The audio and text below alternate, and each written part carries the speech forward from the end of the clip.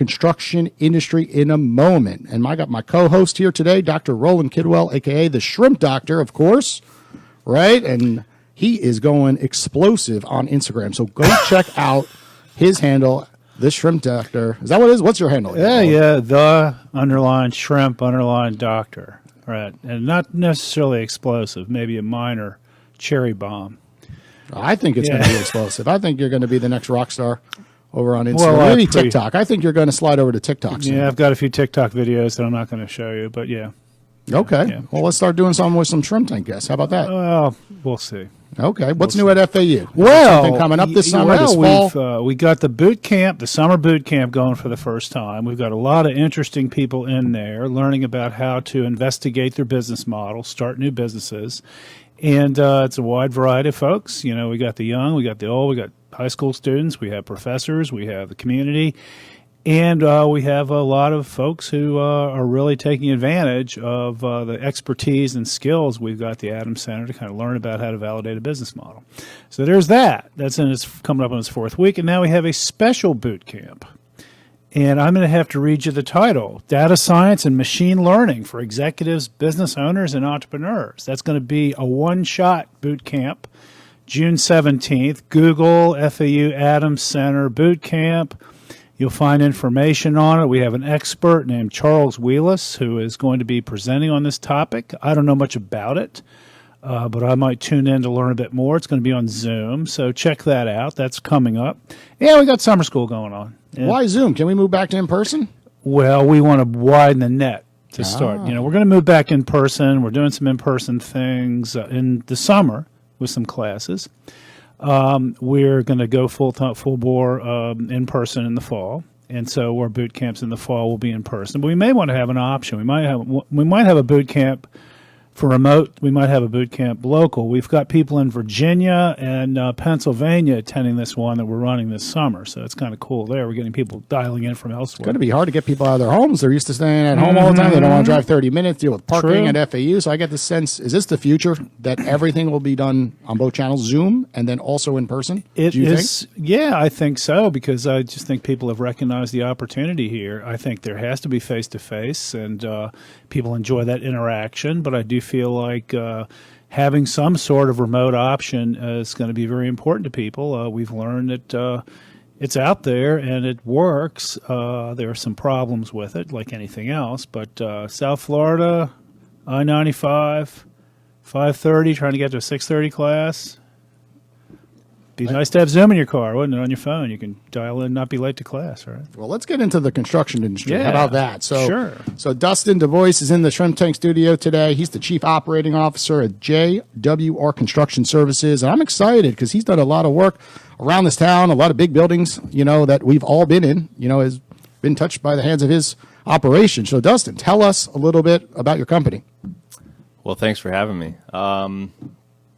So JWR has been in business now 35 years in South Florida. It was started by my dad and his partner really with the intention of becoming developers, but they didn't have any money, but they had their trades. His partner, Bill Gallo, was an architect, and my dad, Jerry, was a general contractor. So they started really doing what we call design build, right? So Bill would design it, and my dad would build it, and yeah, they started out down in Fort Lauderdale and has slowly grown the company for 35 years doing commercial work. Lots of different niches over the years, but and what is the primary focus today? You know, the focus hasn't changed for us. It's always been a client-centered focus for us. Building the relationships is more important than the work that we do. But that said, these days, more recently, we've been focusing a lot on affordable, more multifamily housing. It's been a really good market for us. Along with universities has been our bread and butter for a long time, and industrial work as well. So explain multifamily, what you mean exactly. Like, what are the size of these buildings? Where are they located? You know, you're doing them from scratch, or you're redoing ones that are currently existing? Kind of give us more of an idea. So these are multifamily, meaning, you know, just like any apartment building you would look at, but they're affordable, right? On some level, they're subsidized, or they're not for profit, owned and operated. The the projects can be renovations or new construction. So we're doing a lot of both, and they're ultimately funded with tax credits. So as far as the size of the buildings, on average, they're between, I'd say, 75 and 150 units right now.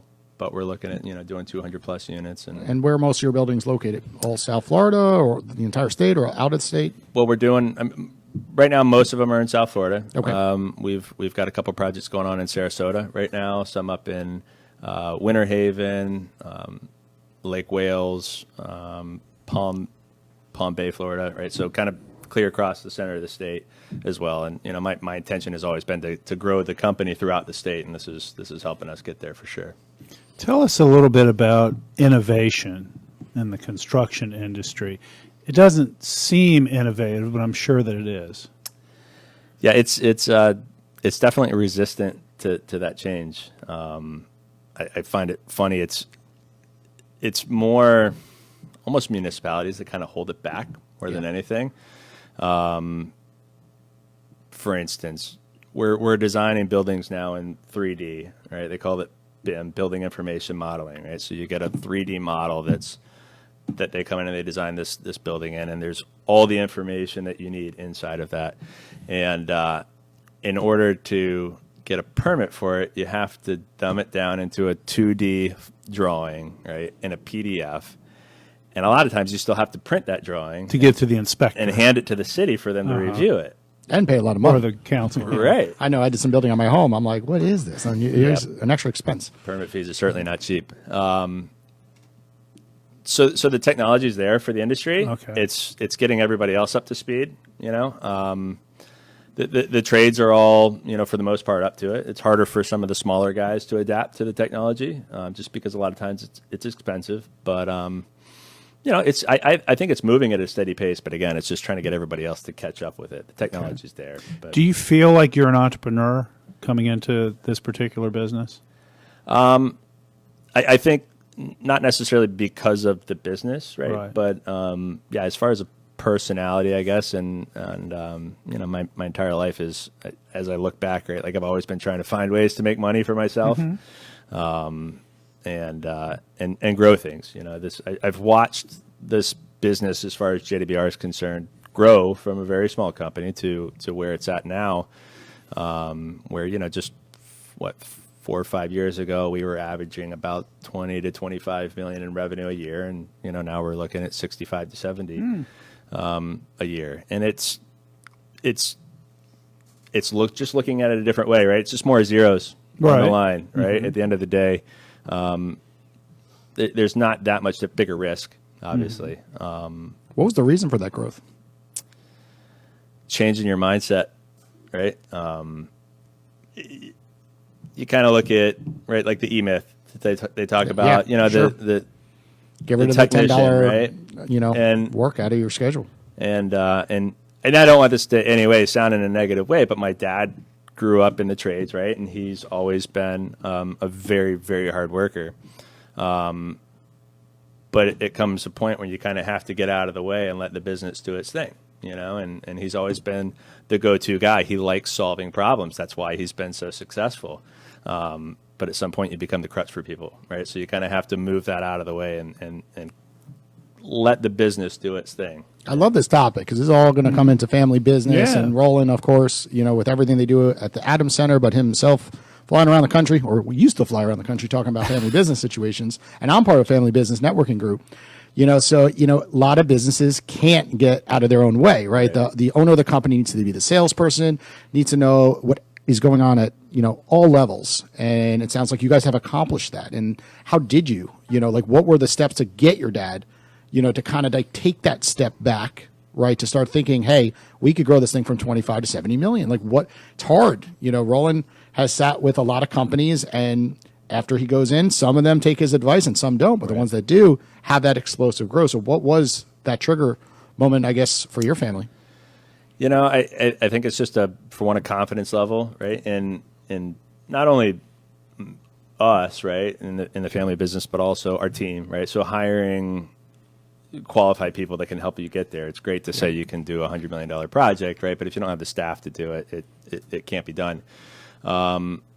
for me, it's been a lot of investment in myself and growing, really, I guess, my confidence level in it, right? And I think you can kind of only do that by just jumping in and figuring it out as you go. At least that's the way that I've always performed. Try not to get stuck in analysis paralysis, right? But a lot of it, I think, is centered around just hiring the right people that can help us get there. Travis, you had a question? Yeah, I have a question. What's something that you noticed growing up, Dustin, that your, the business as you were watching did better than the rest of your competition? A lot of times, we see it's just the level of service that you're providing, but sometimes it's maybe just doing something a little smarter than the next guy. It's funny. This industry, we all like to tout that, we build it better, right, or we do something differently, and the reality is, as a general contractor, I'm only as good as my subcontractors and my staff on the job. But for the most part, it's the subs that are building the job, and I think it's 100% the relationship, and that's built on integrity. My dad has never been a very public person, right? So there's not a whole lot of networking groups that you might walk into and recognize him by name. But everybody that's dealt with him has nothing but positive things to say about him, and the way he's always done business has always been on the up and up. And I think that's 100% the reason for both him and Bill's success. And you're saying that's been most important on the GC sub relationship or the GC client relationship? On every relationship, Sure. right? It's good because word travels for our clients, right? On the ownership side, but you got to be able to have good quality subs that want to work with you too. I know plenty of subs that won't work with different GCs because they've not been treated right. Well, that's a challenge in South Florida is the subcontractors, I would assume, and you've done very well setting that up. We've heard horror stories about Jason and others who've had issues with getting people to come do work. Right. When it's What right do you there mean? for They don't them. show up on time at your house, right at 10 o'clock No. when scheduled, and then knock out the job in 2 hours like expected at the right price? No, No I don't change know orders? I don't know what we're doing different, Jason. But I don't they're know. fine. Yeah, we have no trouble. They see the shrimp doctor sign. Yeah, They're like, I'm not yeah. messing with this guy. The residential market's a whole different animal too. Sure. Well, you're mainly commercial. Only construction. commercial. I mean, we do residential in the fact that we do multifamily, Okay. but no single family. Okay. And I guess segueing into that, how has that commercial construction been affected in the last 2 years with a lot of the economic impacts of COVID and so on? So I almost feel bad to say it, but we were relatively unaffected right throughout the pandemic, and it's even funny to say because most of the work that we do in the multifamily is elderly housing, and a lot of it at the time was occupied buildings for renovations. So we had to navigate doing these projects, moving tenants in and out effectively and safely. And throughout the whole process, we had one project that got stopped for about 3 weeks, right at the beginning kind of COVID. And it actually was in a completely separate building from the one that we were working in. It had nothing to do with us. One of the tenants had, contracted COVID. And about 3 weeks after that, we got the clear to go ahead. And, it's funny you talk about technology, though. I just remembered. So we were one of the first contractors to do inspections via FaceTime. In Coral Springs because the inspectors wouldn't go into the buildings. So they actually would come to the building and we'd FaceTime with our superintendent and he'd walk Around space. and show them that. Yeah. Do you feel confident about that in terms of inspection? I guess they did. Yeah, look, at the end of the day, I don't need the inspector to validate the work that we're doing. We're doing quality work with or without them. I have to ask you though, where did these tenants go? So they would typically they'd have vacant units Okay. or they might move them into a different building. So one of our larger clients is Catholic Health Services, right? So you can imagine they own lots of buildings throughout South Florida. So they've got some empty space to move them. Once you move a few, you've got empty spaces to jockey things. Right? So is this mainly senior living facilities you're talking about, like a John Knox and places like that, or? Yeah, just not as high end as John Knox. Okay. It's affordable, so it's subsidized housing. I'm sure John Knox would say they're affordable, but anyway. Well, this is definitely a little different, and it's really great to go in and not that they're living in terrible conditions, right? But it is a significant improvement in the quality of their life when they get these renovations. And there's a big market for this because people want to live in a home. I mean, they want to have sort of a home as opposed to a nursing home or something like that. They want to stay on their own as long as they can. Right. I think that's a huge trend, a demographic trend. Absolutely. That's really helping you out there. Can you tell us the most famous building you built in South Florida that we would drive by every day that we wouldn't know? FAU. The whole thing? We've done a lot. We've done a lot of work out here. You've probably eaten at some of our projects here, right? So the dining hall, all the food service venues here. I was telling them that I think I've built the Starbucks three separate times here. Oh yeah, they move around, don't yeah. they? Yeah. All right. Yeah. Well, it just keeps getting bigger and bigger. But People are addicted to that crack. Absolutely. Yeah. It's funny. You look back and it's hard to pick a specific one, but kind of more recently, the most visible one is we just finished up a parking garage for People's Trust Insurance. It's right there on 95 and 10th Street in Deerfield. Mm-hmm. Oh yeah, I drive by it all the time. Yeah. You see it off the road, correct? Yep. Yep. Yeah. So that's probably one of the most visible. Sure. Okay. Yeah. So tell us the hardest thing, when it comes to this business. When you look back 30 plus years, like to scale this business, what's been the hardest part of scaling this company? That's a good question. It's people. Sure. It's all about people. The barrier to entry in the construction industry is pretty low, right? I don't need much equipment. Really, I don't need any equipment. I can sit, in a room in my house and do what I'm doing now, obviously with fewer people. You don't even need to have a license. You can find somebody to qualify your business for that. But that has been the most challenging part, is to find good quality people. So when you say the people, are you talking about the people actually, going out and doing the construction, or the executive level within the inside office space, let's say? Really both. But, Both? For us, the field level is a challenge, right? You've got project managers and superintendents that are running in the field. And once you hire that person, especially if you're hiring them for a job, you're kind of stuck with them for the duration of that project. And if you've got a 12-month project, that's a year of somebody that you're testing out for a year. You can make changes, but it really disrupts the flow of the project. So And you can't let the client know. They don't want to hear it. It's kind of silent. No, they don't. They Of course. certainly don't want to hear it. But we're to that point, though. We've always been very open with our clients about not just what's going on inside, the business, but with the numbers and everything else, which is kind of opposite of the perception, I think, of the industry.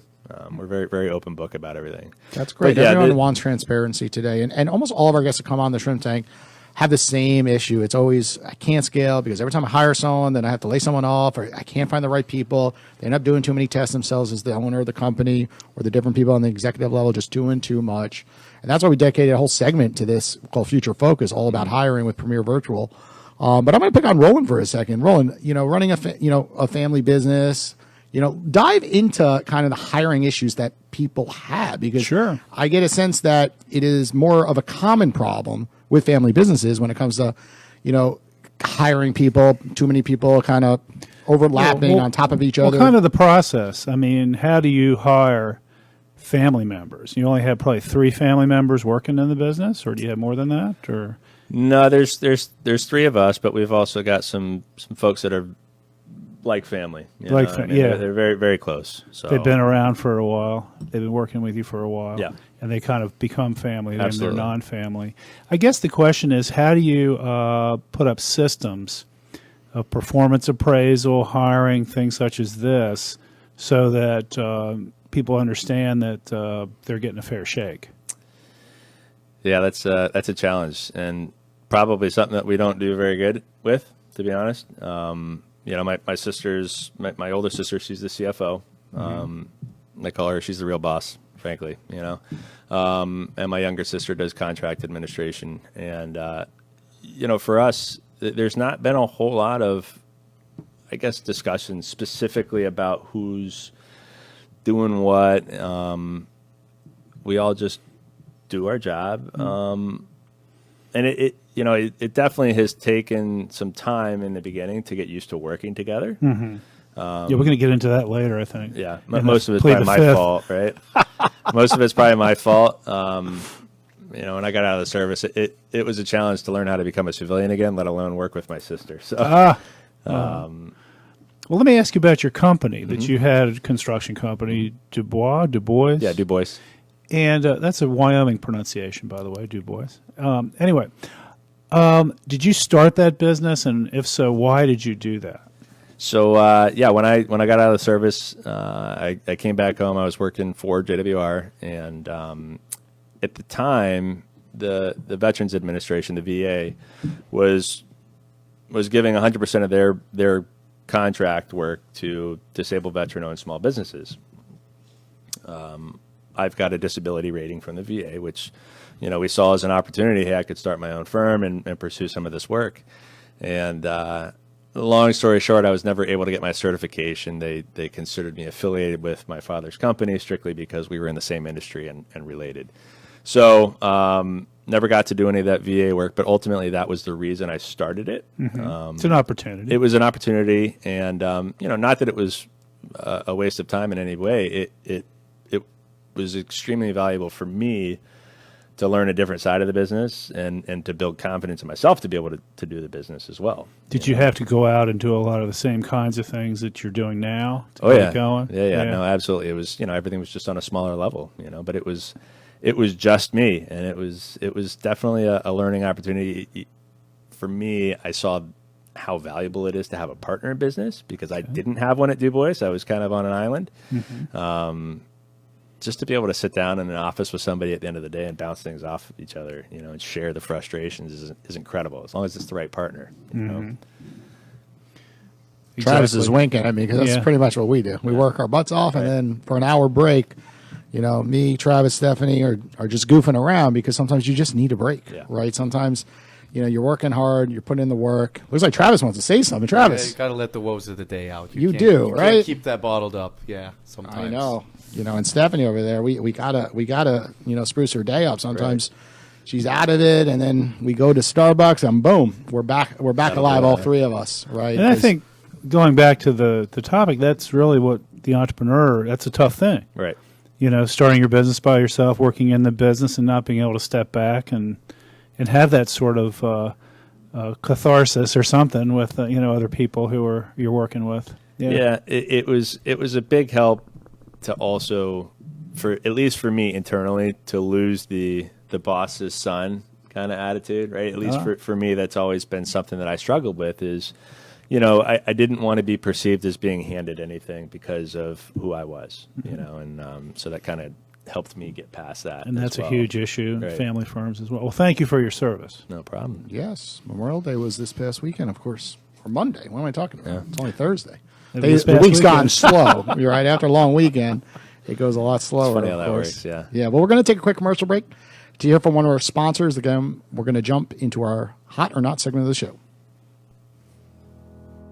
Businesses looking to enhance technology strategies, integrate system data, or develop mobile apps or digital platforms should consider Oz. Oz's services and solutions range from automation and machine learning to creating COVID-free biospheres with a mobile solution. With more than 22 years of experience, Oz's cutting-edge technologies and adaptability allow their consultants to lead businesses into their digital futures.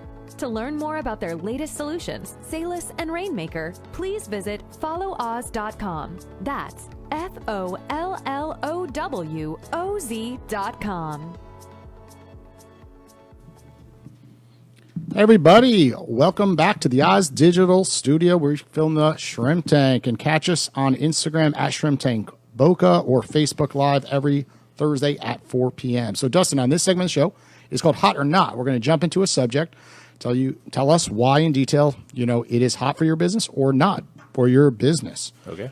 So let's go with social media advertising. Is it hot or not for the construction industry as a whole for yourself? A lot of times people stay away from them. They're like, this is more of a handshaking type of business. You meet people networking one-on-one, but a lot of people kind of, they get kind of sucked in because, they see other businesses doing it and they're like, let me try it. And then they waste a fortune on Facebook ads or Google ads and it doesn't really pan out. But they go for it. So I guess for your for your company, social media advertising, hot or not? I'd say, well, for my company, it's valuable, right? So like I told you, we started doing videos about a year ago. It's become a great way to show potential clients what we do. It's been a great way to help promote the clients that we do have. And it's also become a fantastic recruiting tool for us. It's allowed us to personalize the company. The construction industry is super serious for the most part, right? And you'll find a lot of highly edited, high-end videos out there. We kind of took a different approach to it. So you're not actually getting business from it, it sounds like, correct? It's more like the side benefits that come along with it, which I love your answer, because too often everyone's just looking at, hey, I spent, $100,000, where's that $100,000 from, the leads that have come in? And Right. lots of times you can't quantify that if, well, I hired 4 people that might not have taken the position, had they not seen some of these videos that we put out on YouTube, or it's, some of the people that you already had as existing clients, and your closing rate went from 30 to 40%. But it's not really that, well, did you make that 100? Because too often everyone's just always diving right into those numbers. So I love that answer. Absolutely. Which social media then is hot, which is not for you? Instagram seems to be kind of a challenge for us. It's just hard to get a lot of information, I think, on Instagram. But LinkedIn is something that I've been focusing on a lot more lately. It's kind of a challenge to weed through because there's a lot of people reaching out that maybe don't need to be. But yeah, for us, it's really LinkedIn is the biggest, I think, right now. Okay. Well, I just sent you a request. Perfect. Thank you. To connect. Tell us what's hot or not about working with your family. So we're really close. We get along really well, and it's really special for me to be able to see my family every day and to get to work with them. Again, we all know where the boundaries are, where they're not. Certainly, we push them every once in a while, and we have a lot of fun. But it's an incredible experience to be able to have that almost every day. I get to see my family. So nothing is not hot about it, like taking arguments home from the workplace or anything like that? No, we really don't have that issue. I mean, frankly, it might make family gatherings a little difficult because we're still talking about work when they're there. But I believe everybody in my family loves what we do, so it's never burdensome for us. Okay, hot or not, working. I guess what is hot about working with government contracts and what's not hot, right? I always hear mixtures on this, and you said earlier in the show you did some stuff, with municipalities. So I guess what's hot and what's not? So honestly, I don't know anything that's hot about government contracts, frankly. It's just, you have to be set up a certain way to perform them.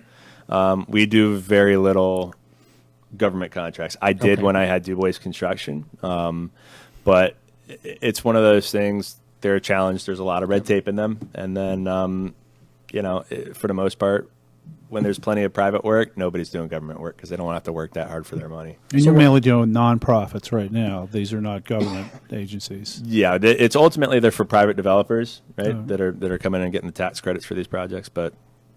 Yeah, very, very little government work, unless you consider the schools government. But so touch on that, working with universities, because there's a ton of red tape with universities. There is, and for the most part, we've been able to navigate that fairly well, right? And there's a lot of red tape. You just got to learn who to deal with in different ways, But it's certainly not as burdensome as maybe working with municipalities. It's a different. Now, did you just do the Starbucks over here at the school, or do you do many Starbucks? No, we've done them at different schools, but we don't do them outside of the schools. Ultimately, our client is Chartwell's, and they come in and they run the food service for. I want a Starbucks in my office. That's why I'm asking. Is there a way that you could kind of sneak a Starbucks in? Sure, I think we can make that happen. Okay, Travis, Stephanie, we're in luck. Bringing Starbucks back to the office. You'd rather have that than Dunkin', though? Absolutely. Because we did the Dunkin' in the library as well. So is it still there? Can we edit that off the episode, guys? Okay. Stephanie, Travis, we're going to cut that Dunkin' part if you guys don't mind. Would you say veteran entrepreneurs, hot or not, in general? It should be hot. It should be. Veterans are definitely a different breed. I think veterans should be doing more work with other vets understand each other a little bit better. Do you have a network of veterans that you work? The networking that we do in the industries or the trade associations, right? Like we all know who's there, so we've got that to deal with and talk to each other and spend some time together. And we're always meeting new folks. It's. But no, I don't specifically have a veterans networking group. Well, I think that's a good idea. We have a veterans entrepreneurship program at FAU. We've been working with it for 6 years with Veterans Florida. Okay. Premier Virtual, Steve was one of the graduates of that Okay. program. Oh. Yeah, so there are a lot of veterans, all kinds of different businesses. Yeah. But I think it's a great opportunity. Well, people are used to thinking outside of the box, right? Yep, absolutely. We always hear multifamilies hot in construction because it's a model, right? Where you say you get a contract and all of a sudden you have 150 residences you can do. Does that mean corporate is less hot for you now as you get more of these multifamily residences? No, I mean it's definitely not less hot for us. It's just my time is taken up right now with the multifamily.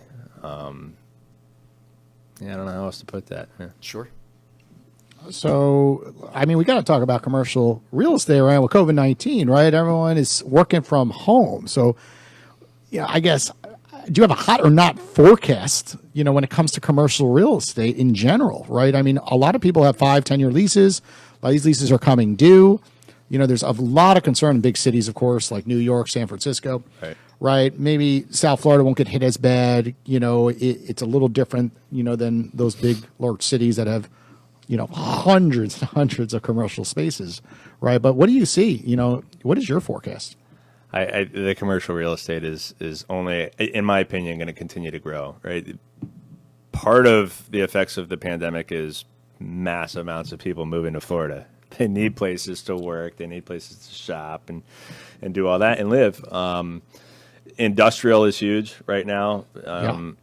If nothing else, just the distribution centers, right? That's another effect of COVID, right? Is that people are ordering more stuff online, they're shopping less in person, and what that's doing is you've got these massive distribution centers coming in and buying up or leasing up all these smaller warehouse spaces. Well, those people need somewhere to go too, right? So it's wild that people are having trouble finding warehouse spaces for their business.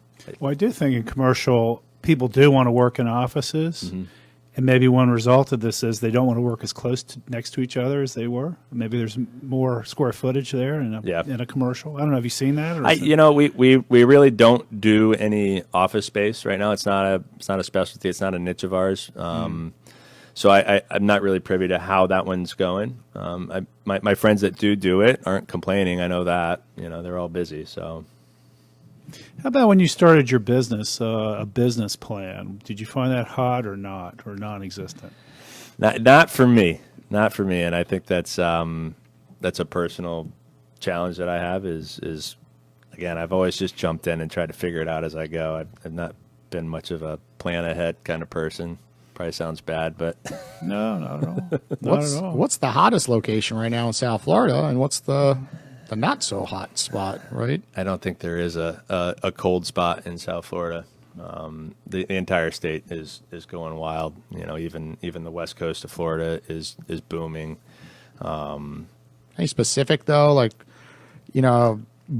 I would use Boynton Beach as an example. Like they redid City Hall recently, right? Boca's always been hot. Del Rey's always been hot, but like, which areas, you're looking down here and saying, like, where are you getting your deals? And there's not many deals, but at least a little better, I guess. It's definitely moving north, right? Okay. Which is kind of nice because although Miami is a great place to work, it's a challenge to get to. No one loves an hour of traffic each way. Absolutely, right. North. But yeah, I mean, and again, with the people filtering in, from up north, everything else is whether people are coming from New York and moving into Jupiter, or people that are from Broward are tired of everybody moving in from New York and going, I'm gonna head north. But I think that's, if you were going to position yourself, I would say I would start looking more north for the opportunities. Cool. Well, we're going to take a quick commercial break to hear from one of our sponsors. When we get back, we're going to jump into our newest segment of the show called Future Focus. Hiring is a challenge for any company. If you've had to cancel in-person career fairs due to coronavirus restrictions, or you're looking for ways to reach more qualified candidates, it's time to speak to the virtual hiring event professionals at Premier Virtual. Their best-in-class virtual event platform has powered over 1,500 events. They have the experience and proven results to ensure that your next career fair is a success. Visit premiervirtual.com or call 561-717-9717. Premier Virtual, the future-focused virtual event platform, and a wonderful new office in Delray. Let me ask you a question about staffing. How do you go about finding the right people for your needs now and in the past and the future? The most successful way we've been able to do it is word of mouth, right? So from other people in the industry, we actually offer an incentive for my employees. If they bring somebody in, and we end up hiring them, they'll get a little bit of a bonus, and then after I think it's 6 months that they've been there successfully, they'll get the other half of that bonus. Your employees aren't going to bring in somebody that they don't vouch for, right? Which is huge. That's the most successful way we've done it for us. And you're looking for trades, right? People who are carpenters or people who are electricians, or are you just looking for subcontractors? How does that? Not for us. We're looking for superintendents. We're looking for project managers, estimators, and then still sometimes some higher level staffing as well, management staff. But down at that not the lowest level, but at the basic level, that's pretty tough right now. It was tough before the pandemic, finding skilled tradespeople. Right. Has it gotten a lot worse? It's not gotten any better. It's really not. It's that's the challenge we've got in this industry is we continue to be up against a stigma that construction is a last resort option for a career. Growing up at least, it was like if you don't go to college, you've got the service or the construction industry to go into, and they weren't looked at as good options. But it's the opposite. They're both really good options. So we've definitely got to change, I think, the way that we present the trades to people, because the guys that are working their tools right now, they're going to be writing their own tickets here pretty soon, whatever they want, because there's just not many left. Especially with the demand coming down here. I mean, what you just said earlier with whole East Coast shifting down here. I mean, there's no residential units for sale right now, and and everything on the industrial side. I mean, there's going to be huge opportunity. So what's the first step, Dustin, to change that mindset? Getting into them young. It's funny. I've got a 2 and a 4-year-old boy, and one of their favorite shows is Stinky and Dirty, if you've ever seen that. It's a dump truck and an excavator, right? Like, for me, I think it's obvious. I grew up in the industry. I was going to love it, right? But I don't know many young boys that didn't like looking at construction equipment and the construction jobs. And then at some point that changes, right? It becomes, I kind of look down on. So keeping them up to speed with that, right? And keeping them interested in it. I don't know if you can do summer internships, right? But for me as a kid, I was dropped off after school. It was like, here's a shovel and a broom, clean it up. I'll be back in a couple hours. But just being on the job site, I got to see and learn a lot through that, and that's always kept my interest in it. And some companies are really engaging even in middle school, going in and doing job fairs and presenting careers in plumbing and air conditioning, all kinds of things. Yeah, I mean, I think a lot of it happens at kind of on the state level too, right? Where they can promote it better, explaining to people what the career path options can be, what the potential for income can be from these, And the other side of it too is you can start out in a trade, 5-10 years later, run your own company, right? But with very little effort, There's not many industries that you can do that in apart from this one. Sounds like we have a future podcast host right here, Dr. Kidwell, right? And it's all about getting yourself out there, what you're doing on YouTube and videos, and then changing the image, of course, Certainly. Right? Because a lot of times in your industry, it is more word of mouth, and then other people really don't understand what it's like within the office. And it could be a fun, awesome office setting and great culture, but lots of times there is that stigma. So I completely agree that it starts with those baby steps with tech, and then after a while, I mean, the processes are the same internally in the corporation. We all have our good days, our bad days, the days we need a lot of Starbucks coffee, of course, but you could build a cool vibe, out of every office, because every business becoming a technology company at the end of the day, right? We all I would have think these back same to needs. our sponsor. I think a virtual hiring event, bringing people in from all over the country and all the opportunities that are down here. Right. Even if they're already working up there, it's much nicer to work down here. Yeah, and but you make a good point too, right? Because we all, at least myself, kind of get lost in the swing and hammer side of the industry, right? But there's a lot of tech involved. There's a lot of different components to this industry. I mean, you got guys that fly drones for a living, checking job sites, right? That's the construction industry, but it's not something maybe you would necessarily associate with it right off the bat, for sure. I think we got to redo your office. We need to put a Starbucks in there. We need a pool in the back, a basketball court. And all of a sudden, Go for the pool for sure. we'll change everybody's mindset on the East Coast thing. Where should I be looking for an opportunity? They see that on your website, Right. and you guys could build that stuff at a quarter of the cost. Well, I thought you were going Right? to put that in your office. I'm trying to get him to build it next to my office. That way I could just walk over. Right. Perfect. One day, Roland. We're going to take a quick commercial break to hear from our next sponsor. When we get back, we're going to jump to Roland's favorite part of the show called Plead the Fifth. Are you ready to make your indelible impression? DuBois & Company is an award-winning, full-service public relations and marketing agency with offices in Fort Lauderdale, Florida, and Aspen, Colorado. With practice areas in business, real estate, cannabis, nonprofit, legal, and lifestyle, DuBois & Company is fully equipped to help clients reach their goals with strategies that are on point. Whether it's public relations, social media, digital marketing, content development, or other services, DuBois & Company delivers results for business owners that address their business goals and reach their targeted audience. To learn more about DuBois & Company and our services, visit DuBoisandCompany.com. DuReandCompany.com. Hey, everybody, welcome back to the Shrimp Tank. Dustin just broke our shrimp. Oh, no. Sorry about Might that. have to send DuBois and Company. We need PR in here. We don't know what to do. It's serious stress. People on film are watching this. They're getting upset. DuBois and Company are listening. This is a PR nightmare. We need some help over here in the Shrimp Tank. But anyway, Got Dustin. nervous for the next section, I guess. this next segment is You could have called another one. Plead the Fifth. So if you do not want to answer, the question, you could just say the words "I plead the fifth." Okay. But you can only say it one time. So Gotcha. So be careful. So I guess tell us about PR. Have you ever had a PR nightmare?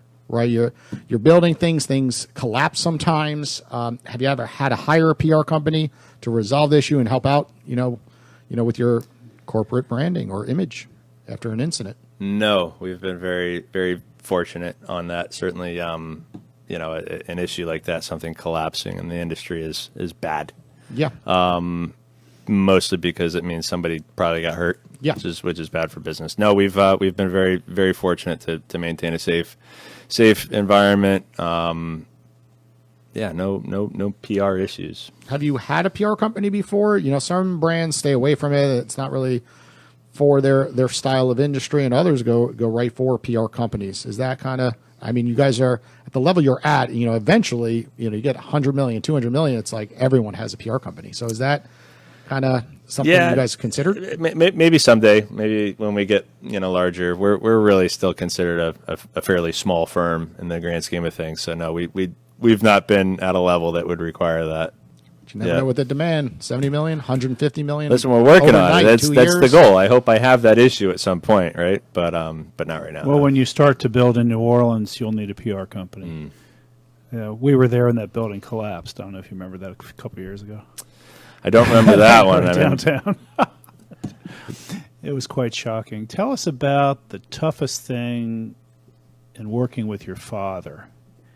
And does he let you make decisions, and how hard have you had to fight to make certain decisions that you wanted to make that he didn't want you to make?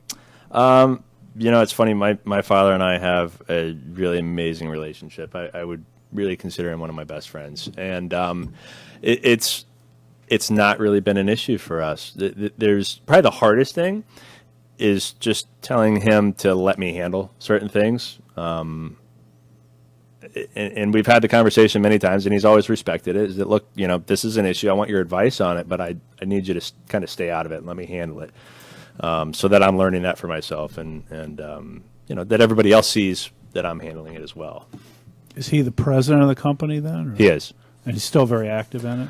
Yeah, he's still pretty active. He's taken longer vacations than he used to, and that's always been the goal, is to get him to that point to where he can do what he wants when he wants, and he's not required to be there. Okay.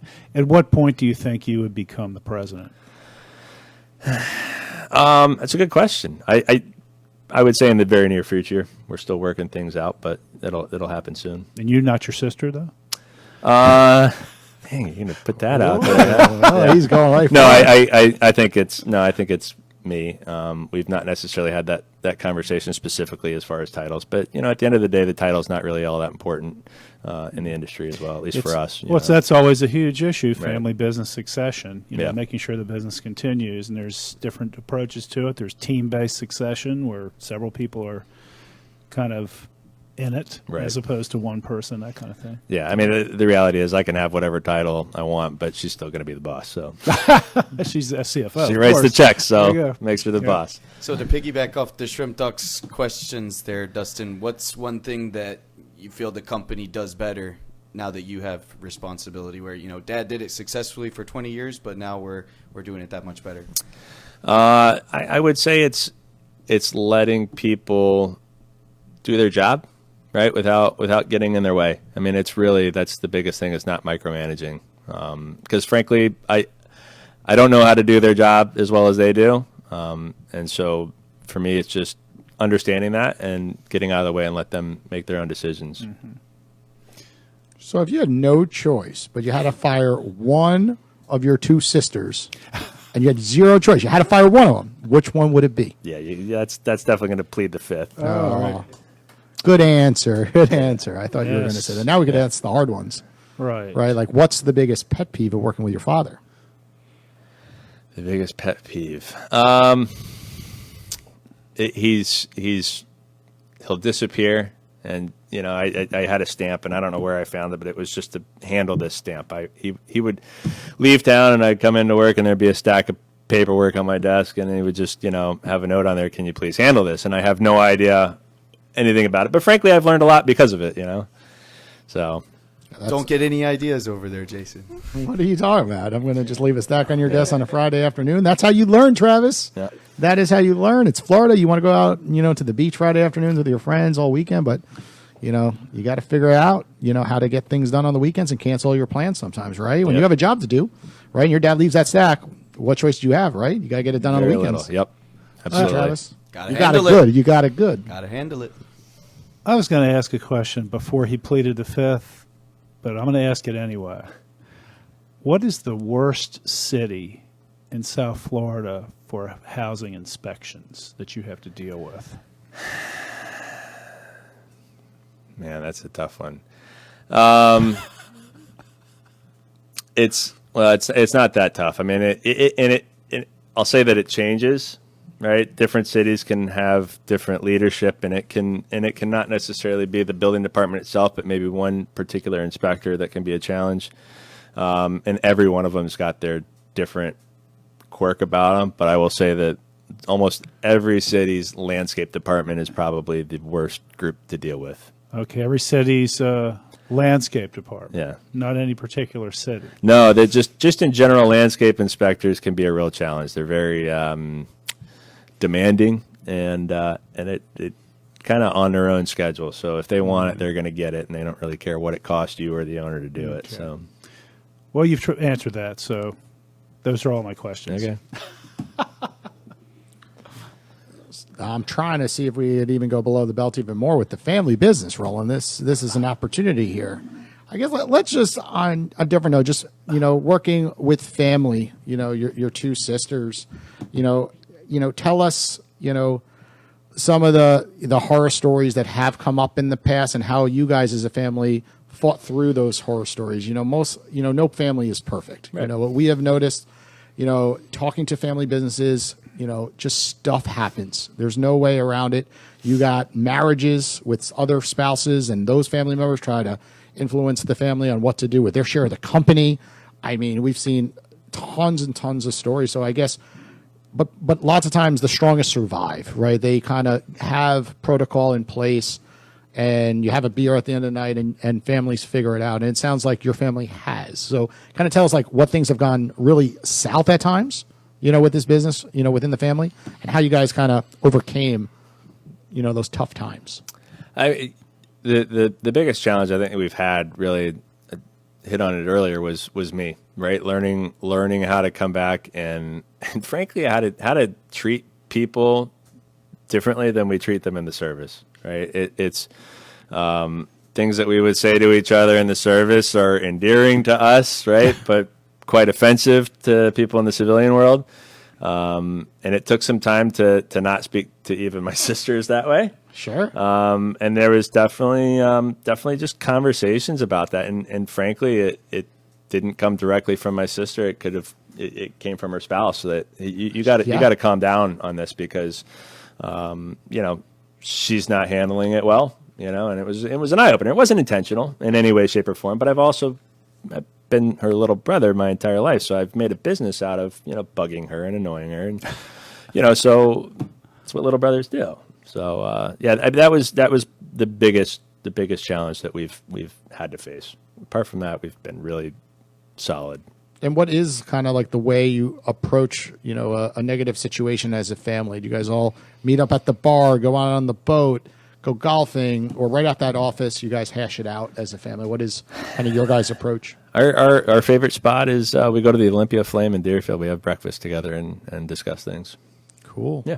Cool. And where is your office in Deerfield? We're in Newport Center. We're right at 10th Street and 95.